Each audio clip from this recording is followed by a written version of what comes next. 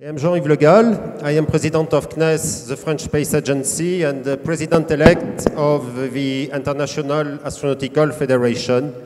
And it is my pleasure to welcome you here at the 67th International Astronautical Congress. Elon Musk is founder, CEO, and lead designer of SpaceX. Elon founded SpaceX in 2002 with the goal of revolutionizing space technology and ultimately enabling humans to become a multiplanetary species, and that the plan is going to lay out for us today.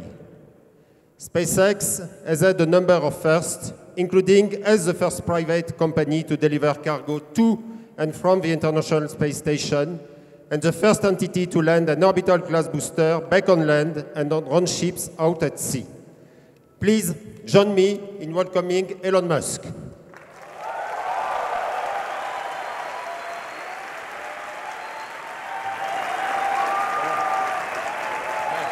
you. Thanks for having me.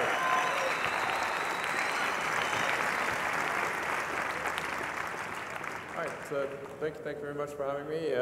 Look forward to talking about the SpaceX Mars architecture, and what I really want to try to achieve here is to make Mars seem possible, make it seem as though it's something that we can do in our lifetimes, and that you can go. And is there really a way that anyone could go if they wanted to? I think that's really the important thing. So, I mean, first of all, why go anywhere, right? I think there are really two fundamental paths. History is going to bifurcate along two directions. One path is we stay on Earth forever, and then there will be some eventual extinction event. I don't have an immediate doomsday prophecy, but it's eventually, history suggests there will be some doomsday event. The alternative is to become a spacefaring civilization and a multi-planet species, which I hope you would agree that is the right way to go. Yes?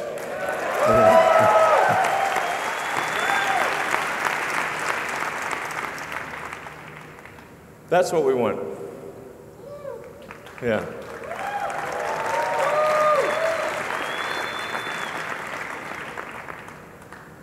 So how do we figure out how to take you to Mars and create a self-sustaining city, a city that it's not merely an outpost, but could become a planet in its own right, and for us, thus we could become a truly multi-planet species. Sometimes people wonder, well, what about other places in the solar system? Why Mars? Just to sort of put things into perspective, this is an actual scale of what the solar system looks like. So we're currently in the third little rock from the left. That's Earth. Yeah, exactly. And our goal is to go to the fourth rock on the left. That's Mars. But you can get a sense for the real scale of the solar system, how big the Sun is, and Jupiter, Neptune, Saturn, Uranus, and then the little guys on the right are Pluto and friends. This sort of helps see it not quite to scale, but it gives you a better sense for where things are. So our options for becoming a multi-planet species within our solar system are limited. We have, in terms of nearby options, we've got Venus, but Venus is a high-pressure, super high-pressure hot acid bath. So that would be a tricky one. Venus is not at all like the goddess. This is not in no way similar to the actual goddess. So it's really difficult to make things work on Venus. Mercury is also way too close to the Sun. We could go potentially on one of the moons of Jupiter or Saturn, but those are quite far out, much further from the Sun, a lot harder to get to. It really leaves us with one option if we want to become a multi-planet civilization, and that's Mars.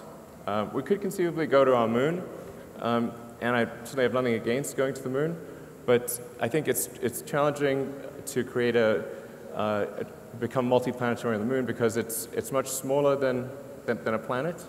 It doesn't have any atmosphere. It's not as resource-rich as Mars. It's got a 28-day day, whereas the Mars day is 24.5 hours. And in general, Mars is far better suited to ultimately scale up to be a self-sustaining civilization. So just to give some comparison between the two planets, that they're remarkably close in a lot of ways. In fact, we now believe that early Mars was a lot like Earth. And in fact, if we could warm Mars up, we would once again have a thick atmosphere and liquid oceans. So, but where things are right now, Mars is about half again as far from the sun as Earth. So still decent sunlight. It's a little cold, but we can warm it up. It has a very helpful atmosphere, which, in the case of Mars being primarily CO2 with some nitrogen and argon and a few other trace elements, means that we can grow plants on Mars just by compressing the atmosphere. And it has nitrogen too, which is also very important for growing plants. It would be quite fun to be on Mars because you'd have gravity, which is about 37% that of Earth. So you'd be able to lift heavy things and bound around and have a lot of fun. And the day is remarkably close to that of Earth. And so we just need to change that bottom row. Because currently we have 7 billion people on Earth and 0 on Mars. So there's been a lot of great work by NASA and other organizations in early exploration of Mars and understanding what Mars is like, where could we land, what's the composition of the atmosphere, where is there water, or ice, I should say, and so we need to go from these early exploration missions to actually building a city. The issue that we have today is that if you look at a Venn diagram, there's no intersection of sets of people who want to go and can afford to go. In fact, right now you cannot go to Mars for infinite money. Using traditional methods, if taking sort of Apollo-style approach, an optimistic cost number would be about $10 billion a person. So for example, the Apollo program, the cost estimates are somewhere between $100 to $200 billion in current year dollars. And we sent 12 people to the surface of the moon, which was an incredible thing, and I think probably one of the greatest achievements of humanity. But that is a steep price to pay for a ticket. That's why these circles only just barely touch. So you can't create a self-sustaining civilization if the ticket price is $10 billion a person. What we need is to move those circles together. And if we can get the cost of moving to Mars to be roughly equivalent to a median house price in the US, which is around $200,000, then I think the probability of establishing a self-sustaining civilization is very high. I think it would almost certainly occur. Not everyone would want to go. In fact, I think a relatively small number of people from Earth would want to go, but enough would want to go and who could afford the trip that it would happen. And people can get sponsorship, and I think it gets to the point where almost anyone, if they saved up and this was their goal, they could ultimately save up enough money to buy a ticket and move to Mars. And Mars would have a labor shortage for a long time, so jobs would not be in short supply. So it is a bit tricky because we have to figure out how to improve the cost of trips to Mars by 5 million%. So this is not easy. And I mean, it sounds like virtually impossible, but I think there are ways to do it. This translates to an improvement of approximately 4.5 orders of magnitude. These are the key elements that are needed in order to achieve the 4.5 order of magnitude improvement.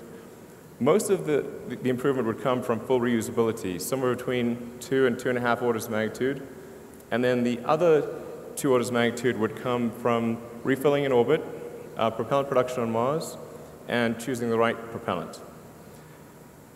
So I'm going to go into detail on all those. Full reusability is really the super hard one. It's very difficult to achieve reusability for even an orbital system, and that challenge becomes even substantially greater for a system that has to go to another planet. But as an example of the difference between reusability and expandability in aircraft, and this you could actually use any form of transport. You could say a car, bicycle, horse. If they were single use, almost no one would use them. It would be too expensive. But with frequent flights, you can take something like that, an aircraft that costs $90 million, and if it was single use, you'd have to pay $500,000 per flight. But you can actually buy a ticket on Southwest right now from LA to Vegas for $43, including taxes. So that's a massive improvement. Right there, it's showing a 4 order of magnitude improvement. Now this is harder. The reusability doesn't apply quite as much to Mars because the number of times that you can reuse the spaceship is, the spaceship part of the system is left less often because the Earth-Mars rendezvous only occurs every 26 months. So you get to use the spaceship part roughly every 2 years. Now you get to use the booster and the tanker as frequently as you'd like. And so that's why it really makes a lot of sense to load the spaceship into orbit with essentially tanks dry and have it have really quite big tanks that you then use the booster and tanker to refill while it's in orbit and maximize the payload of the spaceship so that when it goes to Mars, you really have a very large payload capability.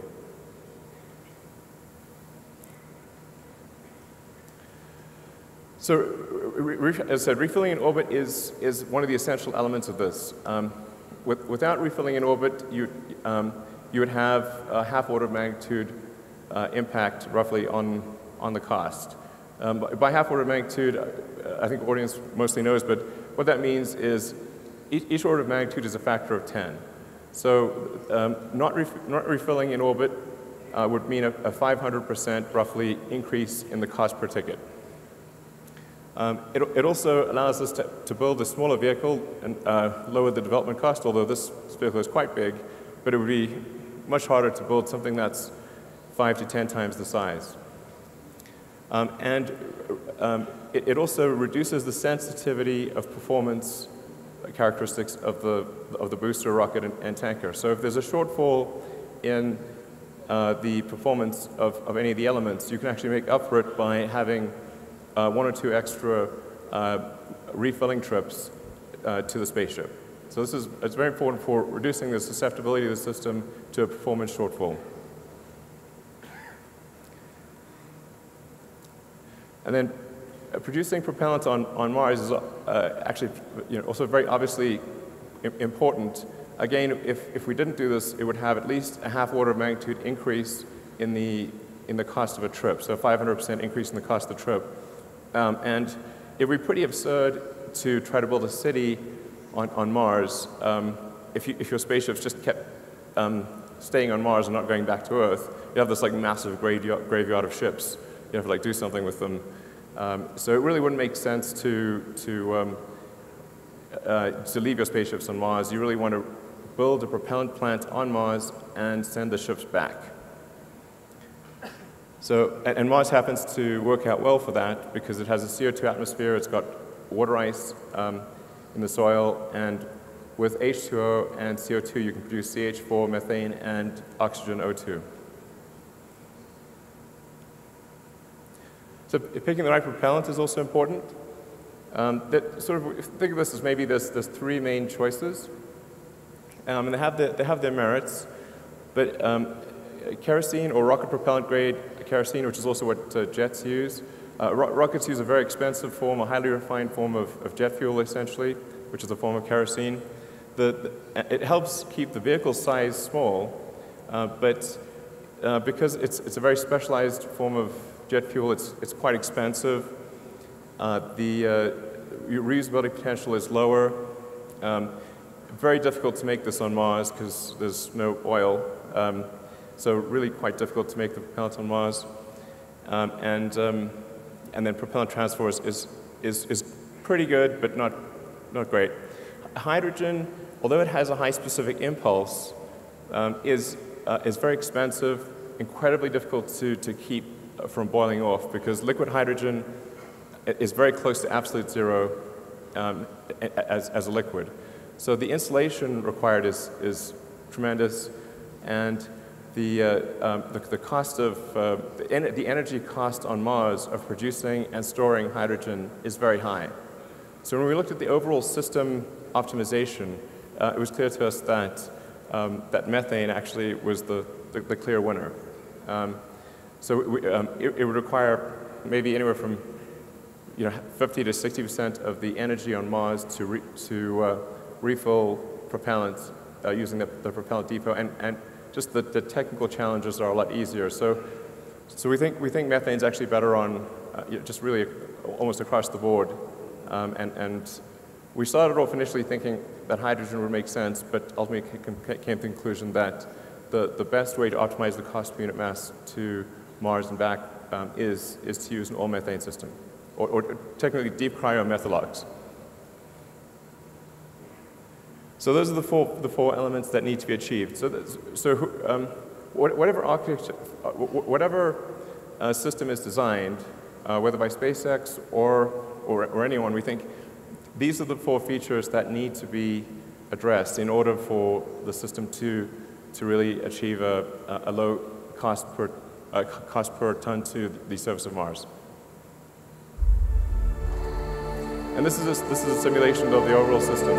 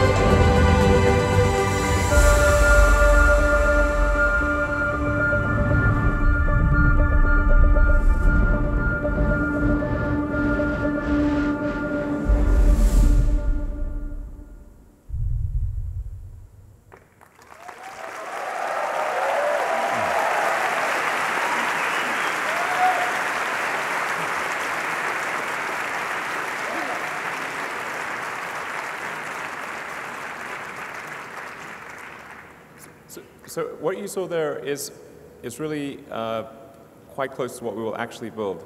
It will look almost exactly what you saw, like what you saw. So this is not an artist's impression. These, the simulation was actually made from the SpaceX engineering CAD models. So this is not, it's not just, well, this is what it might look like. This is what we plan to try to make it look like.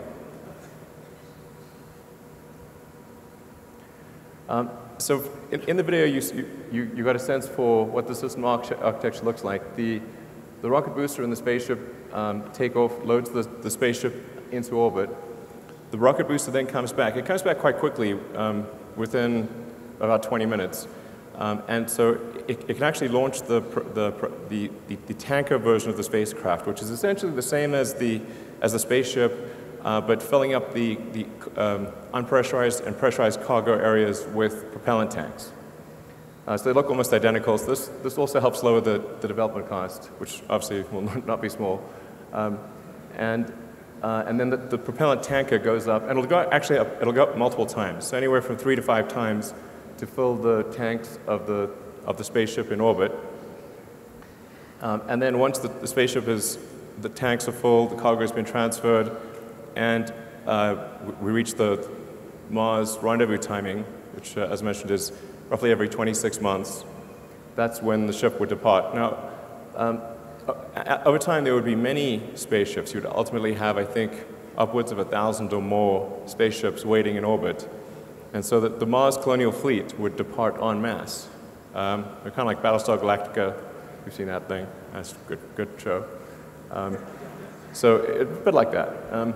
But it actually makes sense to load the spaceships into orbit because you've got 2 years to do so, and then make frequent use of the booster and the tanker to get really heavy reuse out of those. And then with the spaceship, you get less reuse because you have to say, well, how long is it going to last? Well, maybe 30 years. So that might be 12 to maybe 15 flights of the spaceship at most. So you really want to maximize the cargo of the spaceship and reuse the booster and the tanker a lot. So anyways, the ship goes to Mars, gets propellant replenished, and then returns to Earth. So I'll go into some of the details of the vehicle design and performance. And I'm going to gloss over, I'll only talk a little bit about the technical details in the actual presentation, and then I'll leave the detailed technical questions to the Q&A that follows. This is to give you a sense of size.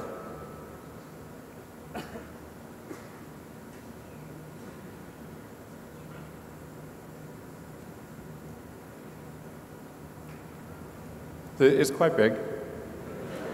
And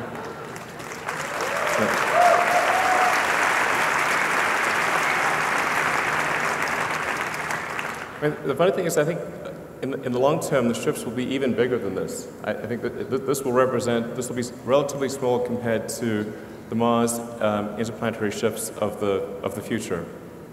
But it kind of needs to be about this size because if in order to fit 100 people or thereabouts in the pressurized section, plus carry the luggage and all of the unpressurized cargo to build propellant plants and build everything from iron foundries to pizza joints to you name it. We need to carry a lot of cargo. So it really needs to be roughly on this order of magnitude. Because if we say like say a minimum threshold for self-sustaining city on Mars or civilization would be 1 million people. Well, and you can only go every 2 years. If you have 100 people per ship, that's 10,000 trips.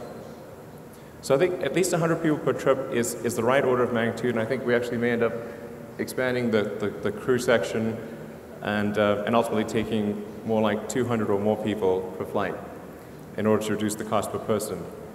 So, but it's 10,000 flights is a lot of flights. So you really want, ultimately, I think, on the order of 1,000 ships. It'll take a while to build up to 1,000 ships. And so I think if you say, when would we reach that 1 million-person threshold, from the point at which the first ship goes to Mars, it's probably somewhere between 20 to 50 total Mars rendezvous. So it's probably somewhere between maybe 40 to 100 years to achieve a fully self-sustaining civilization on Mars. So that's the sort of a cross-section of the ship. And in some ways, it's not that complicated, really. It's made primarily of an advanced carbon fiber. The carbon fiber part is tricky when dealing with deep cryogens and trying to achieve both liquid and gas impermeability and not have gaps occur due to cracking or pressurization that would make the carbon fiber leaky. So this is a fairly significant technical challenge to make deeply cryogenic tanks out of carbon fiber. And it's only recently that we think that the carbon fiber technology has gotten to the point where we can actually do this without having to create a liner on the some sort of metal liner or other liner on the inside of the tanks, which would add mass and complexity. So it's particularly tricky for the hot gaseous oxygen pressurization. So this is designed to be autonomously pressurized, which means that the fuel and the oxygen, we gasify them through heat exchanges in the engine and use that to pressurize the tanks. So we'll gasify the methane and use that to pressurize the fuel tank, gasify the oxygen, use that to pressurize the oxygen tank. And this is a much simpler system than what we have with Falcon 9, where we use helium for pressurization and we use nitrogen for gas thrusters. In this case, we would autonomously pressurize and then use gaseous methane and oxygen for the control thrusters. So really, you only need 2 ingredients for this, as opposed to 4 in the case of Falcon 9, and actually 5 if you consider the ignition liquid. So we use a sort of complicated liquid to ignite the engines that isn't very reusable. In this case, we would use spark ignition.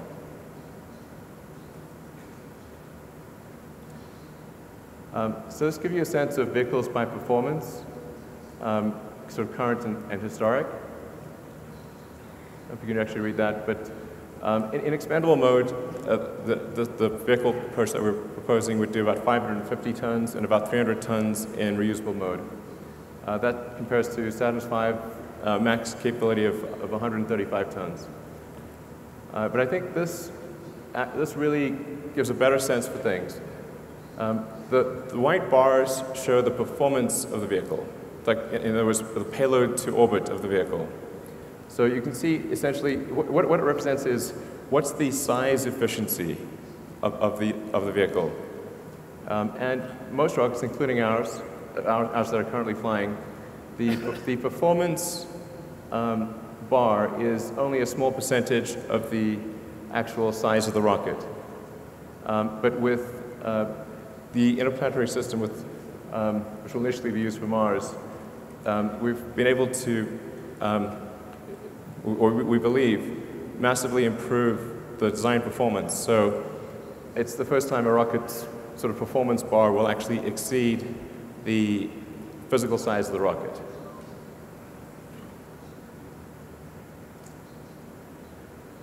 This gives you a more direct sort of comparison. This is the thrust level is quite enormous. We're talking about a liftoff thrust of 13,000 tons. So it'll be quite tectonic when it takes off.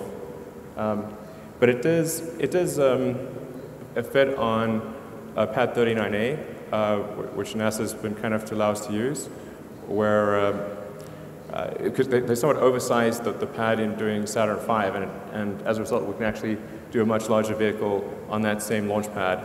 And then in the future, we expect to add additional launch locations, probably adding one on the south coast of Texas.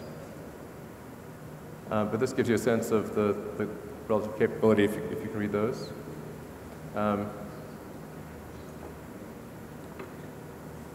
But yeah, these vehicles have very different purposes. This is really intended to carry huge numbers of people, ultimately millions of tons of cargo to Mars. So you really need something quite large in order to do that. So talk about some of the key elements of the interplanetary spaceship and rocket booster. We decided to start off the development with what we think are probably the two most difficult elements of the design. One is the Raptor engine, this is going to be the highest chamber pressure engine of any kind ever built, and probably the highest thrust to weight. It's a full-flow staged combustion engine, which maximizes the theoretical momentum that you can get out of a given source fuel and oxidizer. We subcool the oxygen and methane to densify it.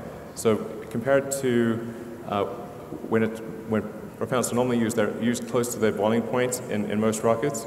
In our case, we actually load the propellants close to their freezing point.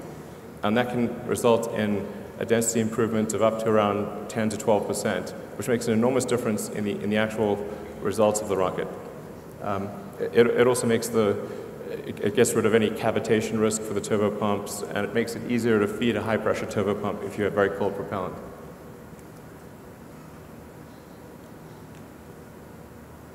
Really, one of the keys here, though, is the vacuum version of Raptor having a 382-second ISP. This is really quite critical to the whole Mars mission. And we're confident we can get to that number, or at least within a few seconds of that number, ultimately maybe exceeding it slightly.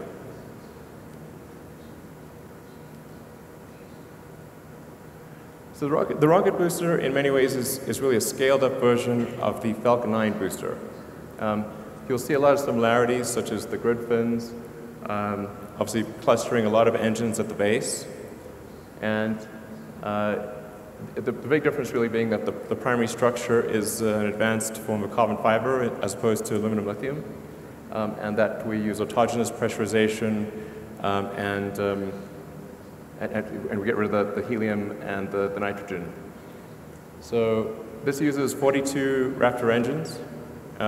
It's a lot of engines, but we use 9 on a Falcon 9, and with Falcon Heavy, which should launch early next year, there's 27 engines on the base. So we've got pretty good experience with having a large number of engines. It also gives us redundancy, so that if some of the engines fail, you can still continue the mission and be fine.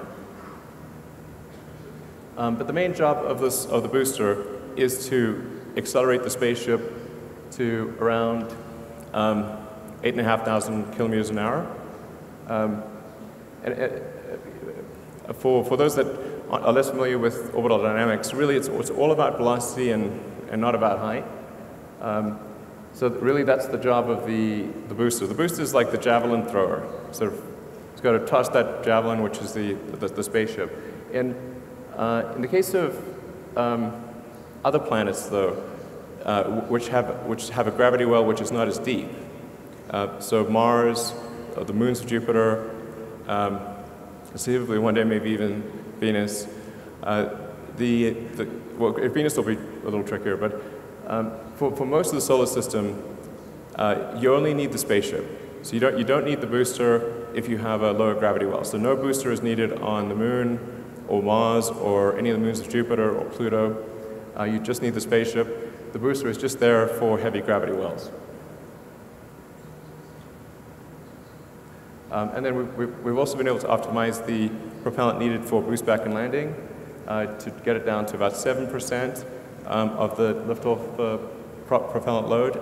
We think with some optimization, maybe we can get it down to about 6%. And we've also are now getting quite comfortable with the accuracy of the landing. If you've been watching the Falcon 9 landings, you'll see that they're getting increasingly closer to the bullseye. And we think, particularly with the addition of some thrusters, some maneuvering thrusters, we can actually put the booster right back on the launch stand. And then those fins at the base are essentially centering features to take out any minor position mismatch at the launch site.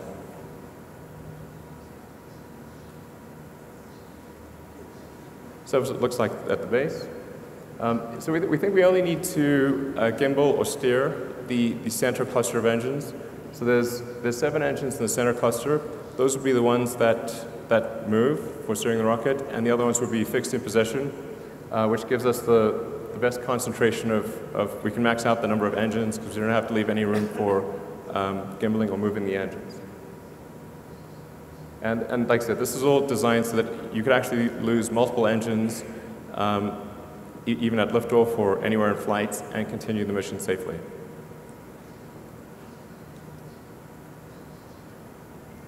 So for the spaceship itself, in the top we have the pressurized compartment. I'll show you a fly-through of that in a moment. Then beneath that is where we'd have the unpressurized cargo, which would be really flat-packed in a very dense format. And then below that is the liquid oxygen tank. The liquid oxygen tank is probably the hardest piece of this whole vehicle because it's got to handle propellant at the coldest level. And the tanks themselves actually form the airframe. So the airframe structure and the tank structure are combined, as it is in all modern rockets. And in aircraft, for example, the wing is really a fuel tank in wing shape. So that it has to take the thrust loads of ascent, the loads of reentry, and then it has to be impermeable to gaseous oxygen, which is tricky, and non-reactive to gaseous oxygen. So that's the hardest piece of the spaceship itself, which is actually why we started on that element as well, and I'll show you some pictures of that later. So, and then below the oxygen tank is the fuel tank, and then the engines are mounted directly to the thrust cone on the base. And then there are 6 of the high efficiency vacuum engines around the perimeter, and those don't gimbal. And then there are 3 of the sea-level versions of the engine which do gimbal and provide the steering.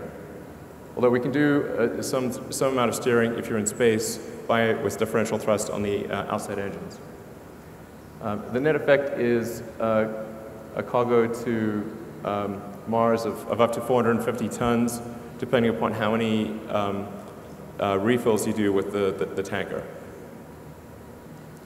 And the goal is at least 100 passengers per ship, although I think ultimately we'll probably see that number grow to 200 or more. This chart's a little difficult to interpret at first, but we decided to put it there for people who want to watch the video afterwards and sort of take a closer look, analyze some of the numbers. The column on the left is probably what's most relevant, and that gives you the trip time. So depending upon which Earth-Mars rendezvous you're aiming for, the trip time at 6 kilometers per second, departure velocity can be as low as 80 days. And then over time, I think we'd obviously improve that. Ultimately, I suspect that you'd see Mars transit times of as little as 30 days in the more distant future. So it's fairly manageable considering the trips that people used to do in the old days that routinely take sailing voyages that would be 6 months or more.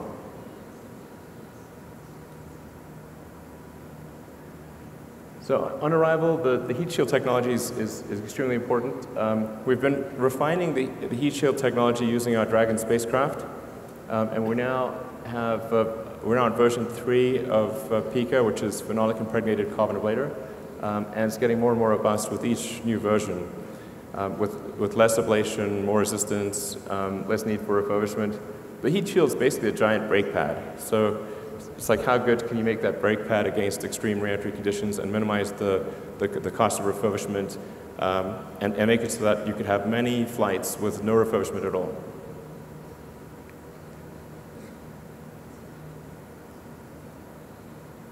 So this is a fly-through of the crew compartment.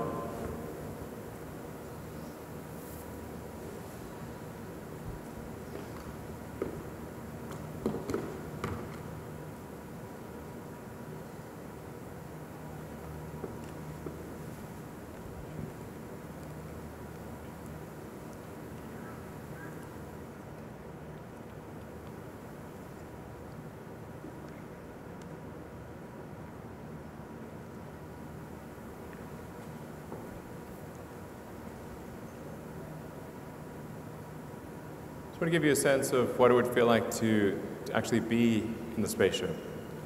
I mean, in order to make it appealing and increase that portion of the Venn diagram of people who actually want to go, it's got to be really fun and exciting, and it can't feel cramped or boring. So the crew compartment or the occupant compartment is set up so that you can do zero-G games, you can float around.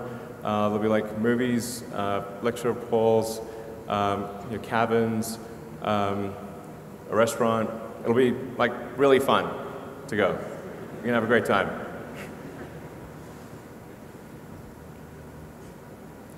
So we've got the propellant plant on Mars. Again, this is one of those slides that I won't go into in detail here, but people can think about offline. The key point being that the ingredients are there on Mars to create a propellant plant with relative ease. Because the atmosphere is primarily CO2, and there's water ice almost everywhere, you've got the CO2 plus H2O to make methane CH4 and oxygen O2 using the Sabatier reaction. The trickiest thing really is the energy source, which we think we can do with a large field of solar panels.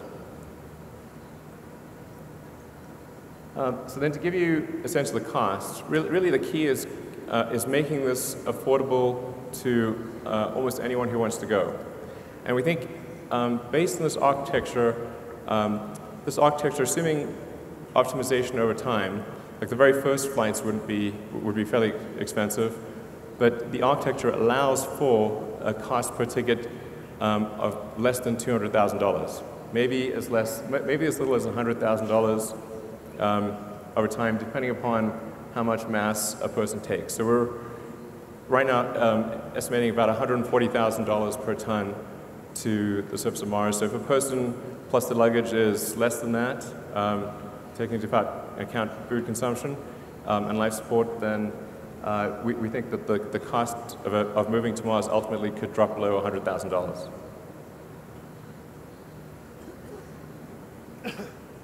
So funding, we thought about funding sources. And so we've got steel underpants, launch satellites, send cargo to the space station, Kickstarter, of course, followed by profit.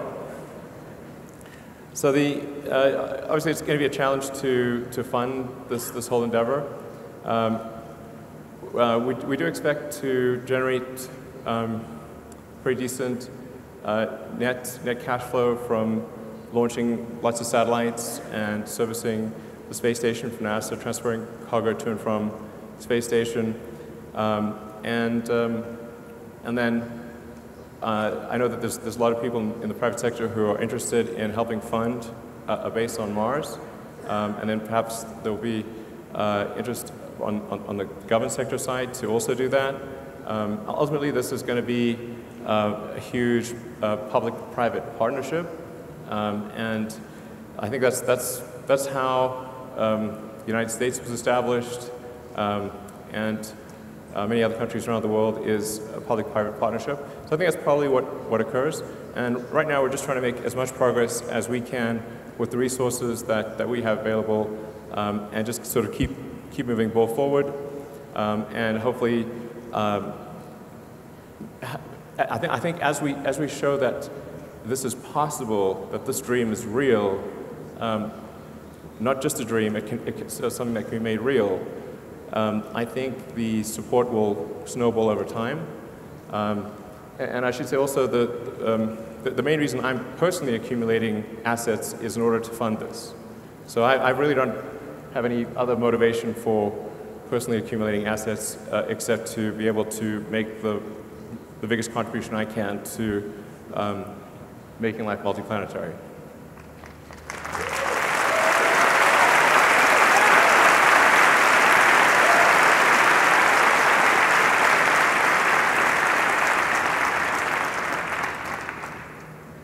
Timelines. I'm not the best at this sort of thing, but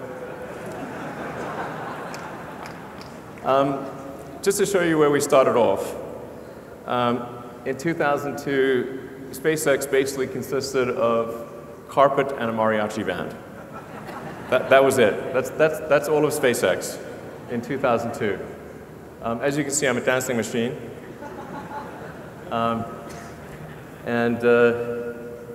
Yeah, I believe in kicking off celebratory events with mariachi bands. I really like mariachi bands.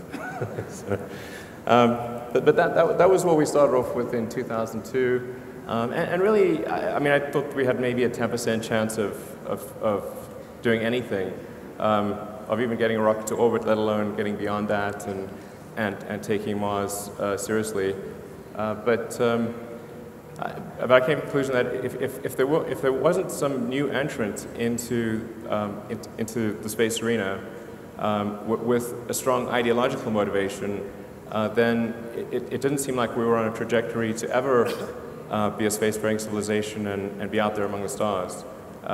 Because in '69 we were able to go to the moon, and the space shuttle could get to low Earth orbit, and then obviously the space shuttle got retired, but that trend line is down to zero. So I think what a lot of people don't appreciate is that technology does not automatically improve. It only improves if a lot of really strong engineering talent is applied to the problem that it improves. And there are many examples in history where civilizations have reached a certain technology level and then have fallen well below that, and then recovered only millennia later.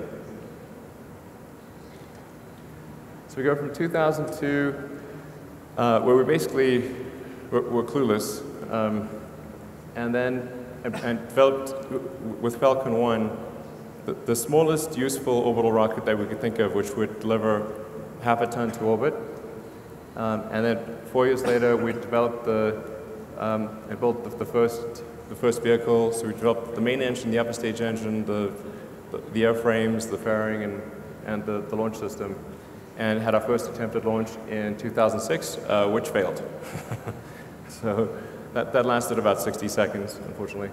But 2006, 4 years after starting, is also when we actually got our first NASA contract. And I just want to say I'm incredibly grateful to NASA for supporting SpaceX, despite the fact that our rocket crashed. It was awesome. I'm NASA's biggest fan.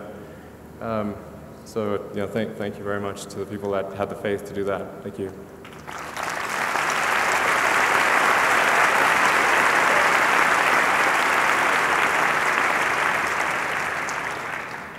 So then, 2006, followed by a lot of grief, and then finally the fourth launch of Falcon 1 worked in 2008, and we were really down to our last pennies.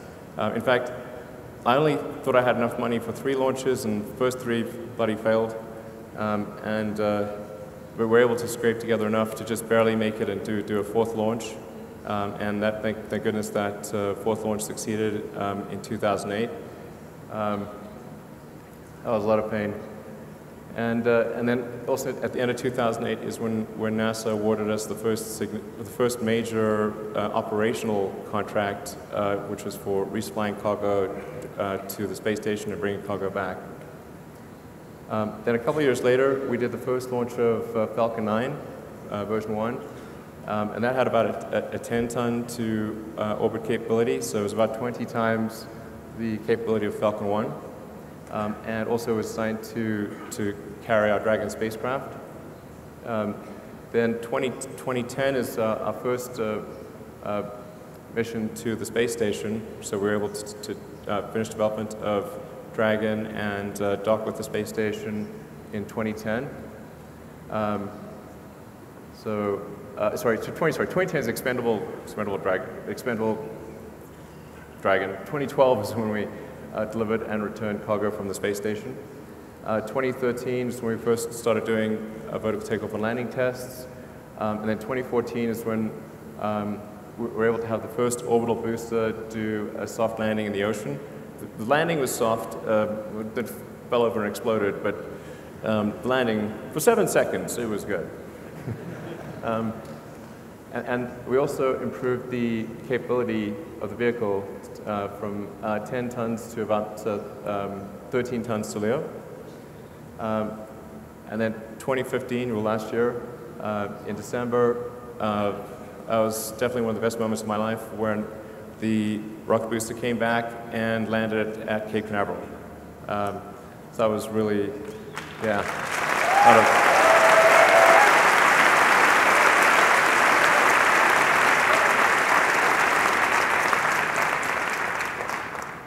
So I think that really showed that we could bring an orbit-class booster back from a very high velocity all the way to the launch site and land it safely and with almost no refurbishment required for reflight. And if things go well, we're hoping to refly one of the landed boosters in a few months. So yeah, and then 2016, we also demonstrated landing on a ship. The landing on the ship is important for the very high-velocity geosynchronous missions, and that's important for reusability of Falcon 9 because about roughly a quarter of our missions are sort of servicing the space station, and then there's a few other low Earth orbit missions, but most of our missions, probably 60% of our missions are commercial geo missions. So we've got to do these high-velocity missions that really need to land on a ship out to sea. They don't have enough propellant on board to boost back to the launch site. So looking into the future, next steps. We were kind of intentionally a bit fuzzy about this timeline, but we're going to try to make as much progress as we can. Obviously, it's with a very constrained budget, but we're going to try to make as much progress as we can on the elements of the interplanetary transport booster and spaceship, and hopefully we'll be able to complete the first development spaceship in maybe about 4 years, and start doing suborbital flights with that. In fact, it actually has enough capability that you could maybe even go to orbit if you limit the amount of cargo with the spaceship. Well, you have to really strip it down. But in tanker form, it can definitely get to orbit. Can't get back. We can get to orbit. It actually starts thinking like maybe there is some market for really fast transport of stuff around the world, provided we can land somewhere where noise is not a super big deal. The rockets are very noisy. But we could transport cargo to anywhere on Earth in 45 minutes at the longest. So most places on Earth would be maybe 20, 25 minutes. So maybe if we had a floating platform out off the coast of, say off the coast of New York, say 20, 30 miles out, you could go from New York to Tokyo in, I don't know, 25 minutes. Cross the Atlantic in 10 minutes. Really, most of your time would be getting to the ship. And then it'd be real quick after that. So there's some intriguing possibilities there, although we're not counting on that. And then development of the booster. We actually think the booster part is relatively straightforward because it amounts to a scaling up of the Falcon 9 booster. So we don't see a lot of sort of showstoppers there. But then trying to put it all together and make this actually work for Mars. If things go super well, it might be kind of in the 10-year time frame. But I don't want to say that's when it will occur. It's like there's a huge amount of risk. It's going to cost a lot. Good chance we don't succeed, but we're going to do our best and try to make as much progress as possible. And we're going to try to send something to Mars on every Mars rendezvous from here on out. So Dragon 2, which is a propulsive lander, we plan to send to Mars in a couple of years, and then do probably another Dragon mission in 2020. In fact, we want to establish a steady cadence, that there's always a flight leaving, like it's a train leaving the station. With every Mars rendezvous, we will be sending a Dragon, at least a Dragon to Mars, and ultimately the big spaceship. So if there are people that are interested in putting payloads on Dragon, you know you can count on a ship that's going to transport something on the order of at least 2 or 3 tons of useful payload to the surface of Mars.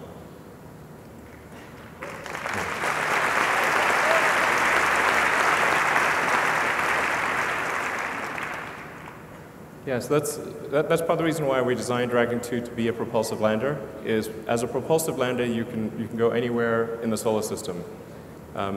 So you could go to the moon, you could go to, well, anywhere really.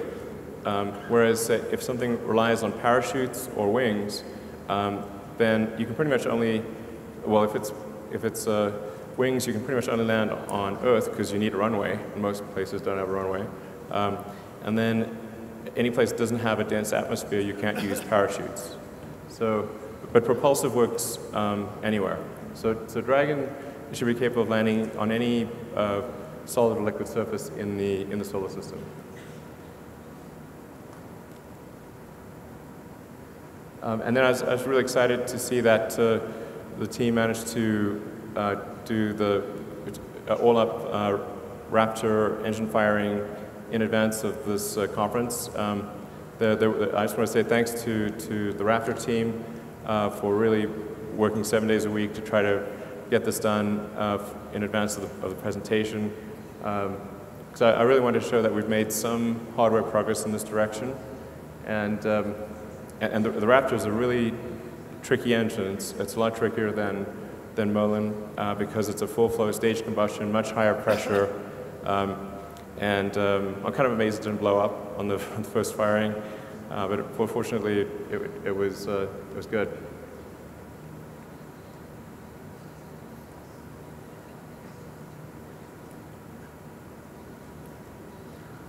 It's kind of interesting to see the Mach diamonds forming. Yeah.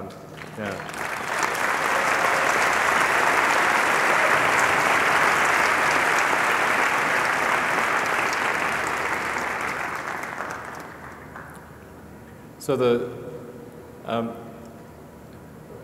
part of the reason for making the engine sort of small, like Raptor, although it has 3 times the thrust of a Merlin, is actually only about the same size as a Merlin engine because it has 3 times the operating pressure.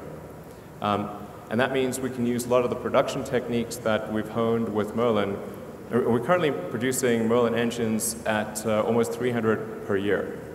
So we understand how to make rocket engines in volume. So even though the Mars vehicle uses 42 on the base and 9 on the upper stage, so we're 51 engines to make. That's well within our production capabilities for Merlin, and this is a similarly sized engine to Merlin, except for the expansion ratio. So we feel really comfortable about being able to make this engine in volume at a price that doesn't break our budget. And then we also wanted to make progress on the primary structure. So as I mentioned, this is really a very difficult thing to make, is to make something out of carbon fiber. Even though carbon fiber has incredible strength to weight, when you want to then put super cold liquid oxygen and liquid methane, particularly liquid oxygen, in the tank, it's subject to cracking and leaking, and it's a very difficult thing to make. Just the sheer scale of it is also challenging because you've got to lay up the carbon fiber in exactly the right way on a huge mold, and you've got to cure that mold at temperature, and then it's just really hard to make large carbon fiber structures that can do all of those things and carry incredible loads. So that's the other thing we wanted to focus on was the Raptor, and then building the first development tank for the Mars spaceship. So yeah, like I said, this is really the hardest part of the spaceship. The other pieces are we have a pretty good handle on, but this was the trickiest one, so we wanted to tackle it first. You get a size for how big the tank is. It's really quite big. Also, big congratulations to the team that worked on that. They also were working 7 days a week to try to get this done in advance of the IAC. So that we managed to build the first tank, and the initial tests with cryogenic propellant actually look quite positive. We have not seen any leaks or major issues. This is what the tank looks like on the inside.